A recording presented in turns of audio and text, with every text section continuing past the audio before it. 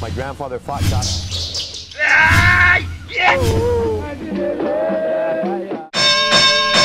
Grito marcial. Se não entender, eu tento me repassar aqui. Ancestralidade, respeito, como fazer isso? Já vou deixar com você e vou pegar um cafezinho. Tá bom, tá certo. Eu falo ou espero você no cafezinho? Não, pode falar. Tá.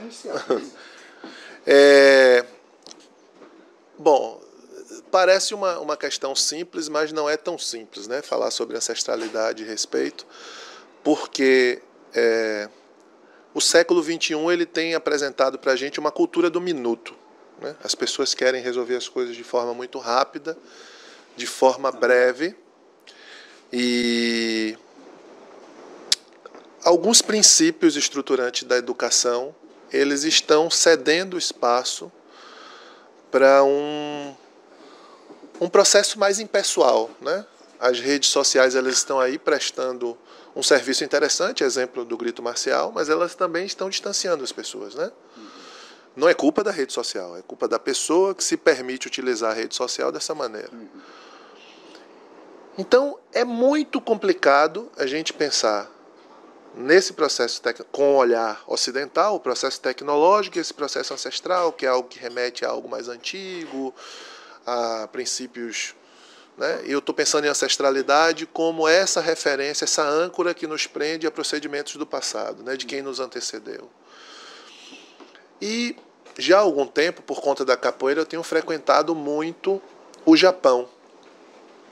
E tenho percebido que, de alguma forma, o povo japonês conseguiu fazer um casamento interessante entre esse respeito aos mais antigos, entre esse respeito a princípios culturais ancestrais e a modernidade. É o lugar que você tem um carro que anda sozinho, mas que, quando você chega em casa, ainda se pede a bênção ao pai, né? Você ainda tem o mais antigo da casa como um esteio, uma biblioteca viva, alguém que de alguma forma orienta a vida no cotidiano. Falando em particular da capoeira, me parece que um caminho menos duro para esse fluxo do século XXI seja reconhecer o que nessa ancestralidade nós temos de princípios, aquela coisa da ponta do iceberg que conversávamos antes. Quando eu analiso a ponta do iceberg, talvez eu crie rejeição, mas quando eu analiso o que é estruturante do pensamento ancestral, a gente encontra muito mais semelhanças do que divergências com ele. Então, por exemplo, vamos pensar em particular na escola de hoje, né? Quando eu penso em circularidade é um princípio ancestral, né? E eu coloco isso no século XXI, isso não é algo que atenta contra nada da modernidade do século XXI. É simplesmente uma forma da gente construir conhecimento de maneira diferenciada. A gente está em círculo aqui, ou pelo menos no semicírculo, né? Se eu tivesse no formato que a escola tradicional geralmente usa, que é enfileirado um atrás do outro, eu estaria olhando para a nuca de cavalo. E olhar para a sua nuca não me convoca a conversar com você.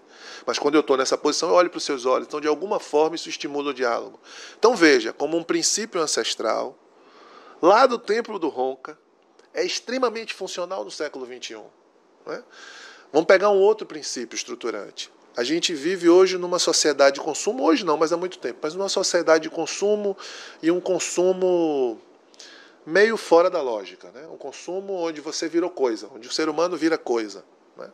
E nessa sociedade do consumo, frequentemente, a gente fica seduzido por padrões. A mídia tem usado isso o tempo inteiro, o celular da moda, o óculos mais bonito e o meu é horrível, né? A roupa de marca, tudo isso, são os padrões. E o princípio ancestral de respeito à diversidade traz uma outra lógica. Quer dizer, quando eu sou igual a cavalo, o cavalo tem pouco a me ensinar e eu pouco a ensinar a cavalo. Quando o cavalo é diferente de mim, eu tenho muito a aprender com o cavalo e ele comigo. Então, ser diferente não é algo ruim, é algo fundamental. Então, vejam, um princípio ancestral, antigo, arcaico, que está trazendo uma lição para o século XXI que talvez possa revolucionar a forma que a gente enxerga as coisas.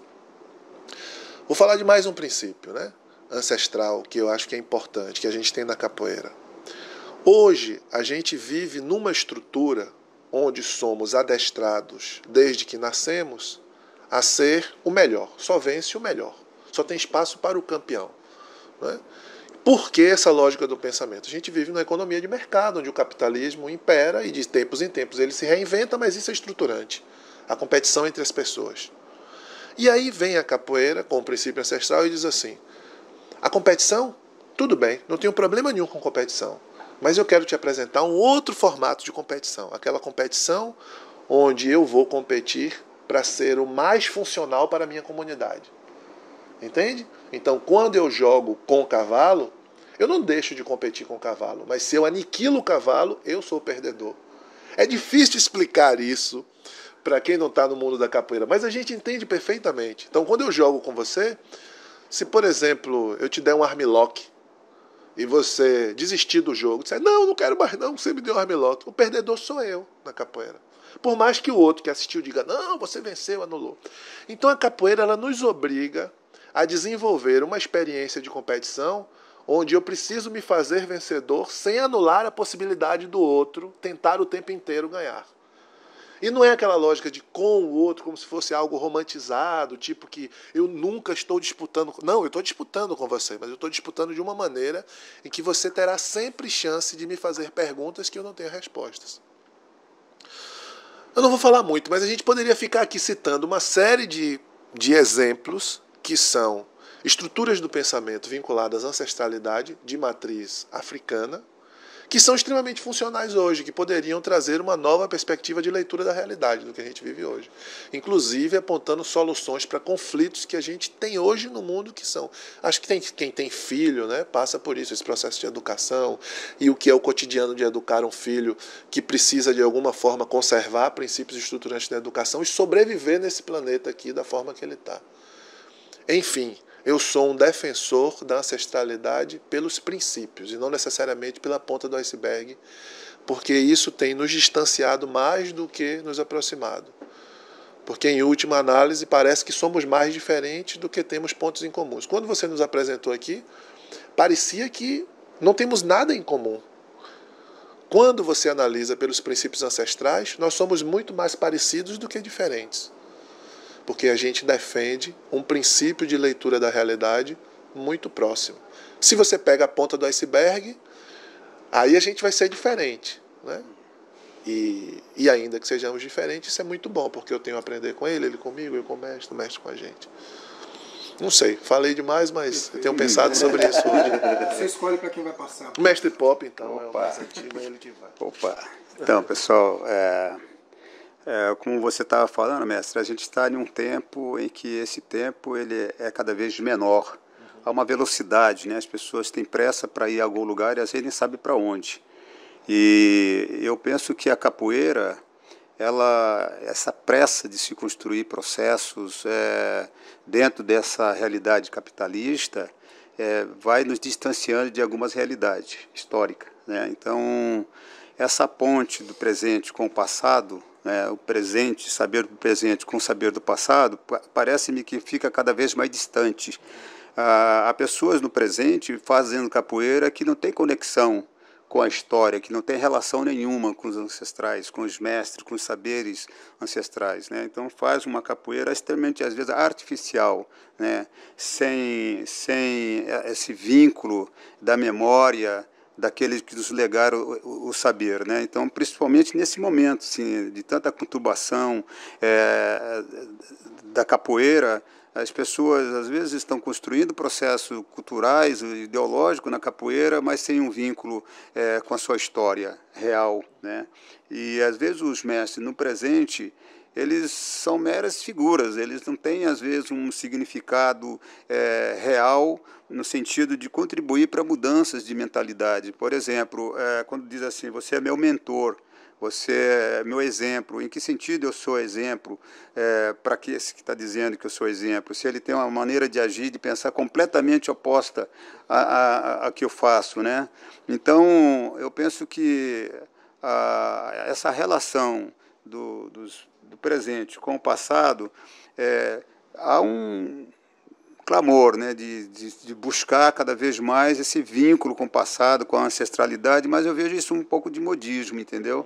Eu vejo uma coisa muito de modismo realmente, né? O que é conectar-se com a ancestralidade, o que é valorizar a ancestralidade, o que é valorizar o saber e a cultura dos nossos ancestrais, né? Como é que isso é feito? Como é que a gente mantém viva a memória daqueles que nos legaram esse saber? Como é feita essa ponte, né? Então, acho que os mestres mais velhos, eles sentem-se muitas vezes só, né? Às vezes eles, apesar de todas essas mudanças que ocorreram nos últimos anos na capoeira, de valorização dos mestres, mas o que é a valorização do mestre, do seu saber na prática, né? Eu vou dar um exemplo, assim, não sei se eu estou falando dentro da pergunta, mas o mestre de uma capoeira antiga, ele é convidado para fazer uma oficina em uma outra escola, de uma outra capoeiragem. Aquele saber prático, às vezes até teórico, filosófico, é passado só para aquele momento, ele vai e aquele conhecimento ele desaparece naquele espaço. Aquele conhecimento ele não serve para aquele espaço, porque ele tem um outro saber, uma outra prática, uma outra lógica cultural que não tem relação exatamente com aquele saber. Então, assim, a pergunta é quando é que se cria esse vínculo real, né, de você seguir uma tradição, você seguir um saber que soma, que fortalece você no presente, né? Então, eu penso que é um pouco de modismo mesmo. As pessoas estão falando muito, mas falta, na minha opinião, esse reconhecimento real dos mestres, dos saberes, a forma. E eu acho que também é uma coisa bastante cultural, né? Nessa modernidade, eu acho que a gente mudou muito as lógicas de relação e fica muito difícil, na minha opinião, né?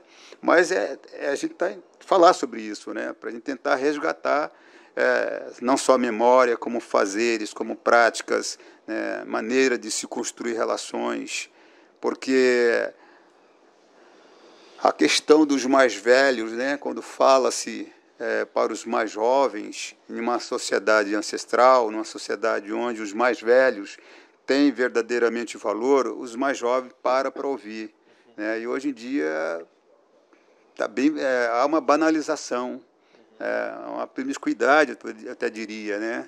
Principalmente na relação dos alunos com os mestres, né? Os mestres hoje são muito descartáveis, assim, né? Quer dizer, o meu saber, a minha experiência, às vezes tem pouco sentido para aquela pessoa dentro, às vezes, de uma instituição. Ele já vai buscar outro espaço, outras relações, enfim.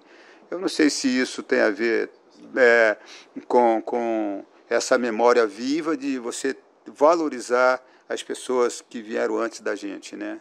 Então, essa é uma maneira de olhar a realidade, né? O presente. Tá. Vamos lá, Peixe.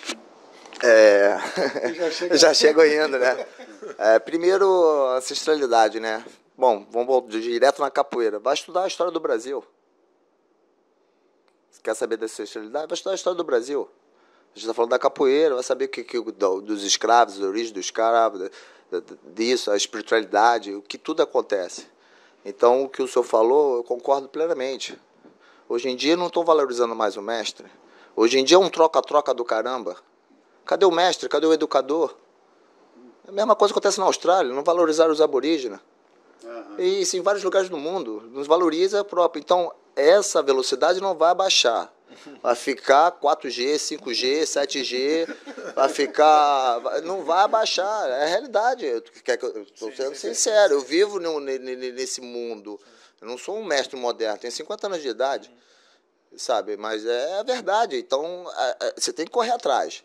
Não perder os seus valores, mas correr atrás, entendeu? É um modismo agora. Antigamente ninguém pensava nisso. Pô, os mestres estavam fora da roda de capoeira. A galera dos anos 80 começou a trazer, concorda, mestre? Os mestres para dentro da roda de capoeira.